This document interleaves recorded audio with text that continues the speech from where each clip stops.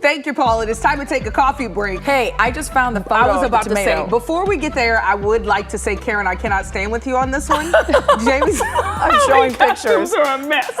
Okay, we're starting with a major concern for people turning to social media for help with their mental health. Yes, psychologists are warning more than half of the most popular TikTok videos about mental health spread misinformation and pose a risk to users. Can't say I'm surprised. And I find this so concerning. I know people, I talk to psychologists and psychiatrists all the time. There's still a stigma for people to go get therapy or counseling. No matter how much we talk about it right now. And so I think people are desperate for information, whether it's depression, anxiety, they can feel these things in their body, but they don't know how to talk about it. So they're going to TikTok rather than a professional. Because you can do that privately, Correct. no one knows, you're not paying money. I mean, also access is a big problem. Exactly. Trying to find a therapist who takes insurance and is also good at what they do hard. is almost impossible. It and is. if they do take insurance, I know for kids at least, there's these long wait lists. Very long, like 3 to 6 months in some cases. And when you're in It's crisis. sad though, because as we talk about the younger people, this is their source for information. This is their guidebook. And so I wish something could be done so that it actually was useful,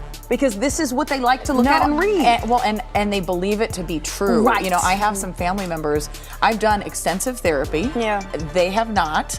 They get all their information off of social media sites, and we go to talk about things. And I'm like, that's not what that means, real, or that's not what that. Sure. That's not how that works. It almost itself feels like there out. should be a disclaimer, like when they do those medication commercials, and it will be like, this could lead to this. It's almost false advertising for them to put out there. One of the biggest things they said is that a lot of it is just, they try to make it universal. Like if you have PTSD, it's all of these things. Where like psychiatrists and psychologists are like, no, it could be this, it could be that. It could be an offshoot of this. And there are some good accounts out there, though. There are some that can help you. It's maybe someone can be like an aggregator and vet that, so you can go to a website. The problem is they're not watching those official accounts. They're watching Becky, who made an account in LA, and it's like, let me take you on my mental health journey, because I think they connect with people they can relate to. But the problem is, does that person have any sort of credibility? Right.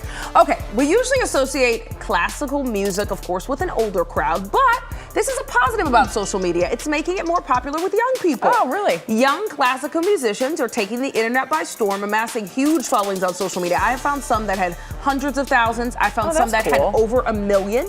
Their performances are inspiring a new generation to discover and engage with classical music. They're increasingly performing in concert formats tailored to smartphone viewing. Now, of course, there are critics who say this puts pressure on musicians, though, to focus on optics and what they look like and what they're dressed like. Isn't that what the entire world is now doing in every profession? And they're saying, some musicians are being hired because they have 1 million followers and not because of the actual art. But yeah, as you said, I think that's happening in every industry. Yeah. I am not a big classical music person. Like, I like music with lyrics, but I've seen a couple of harpists who I've followed on social media, and I wouldn't listen to like harp music through my iTunes or whatever. So I think this is great. Makes me listen to the harp music. Yeah, I mean, people have to get ahead. Say you don't care without saying you don't care. I'm just saying people need to get ahead. So if putting their music on social media is what enables them to pay their bills, it makes it more accessible. Well, I also think younger people listening to classical music. I mean, classical music's been proven to improve a lot of things. It helps when you study. Yeah, right. So I think it's good. Great. All right, Christine. All right, well, bride and groom have gone viral. What you got? They've gone viral for their way of getting guests to RSVP quickly. Ooh. Okay. This is definitely a bee in my bonnet when people don't RSVP. Me too. But see, I'm gonna be silent. All right. Well, before their big day, the couple kept track of who RSVP'd first.